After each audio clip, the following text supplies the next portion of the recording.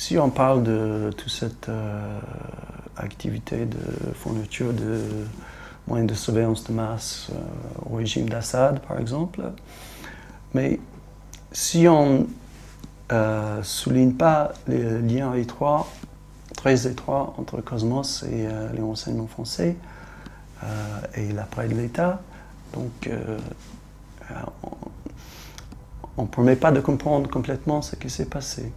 Les contrats d'armes 6 avec la Libye, le contrat de Cosmos dans le cadre du programme Asphodore pour la Syrie, ont été organisés sous la présidence de Nicolas Sarkozy, qui a visité et qui a invité Kadhafi et Assad.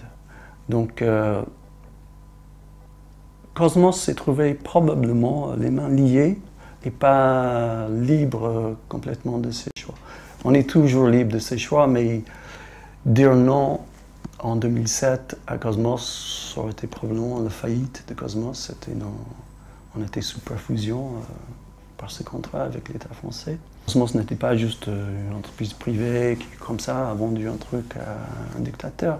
C'est une entreprise qui travaille main dans la main avec l'État français et qui ne peut rien faire sans que l'État sache. D'ailleurs, en 2011, Arme 6 et Cosmos ont reçu chacun 10 millions d'euros des contribuables dans le cadre du Fonds stratégique d'investissement créé par Nicolas Sarkozy.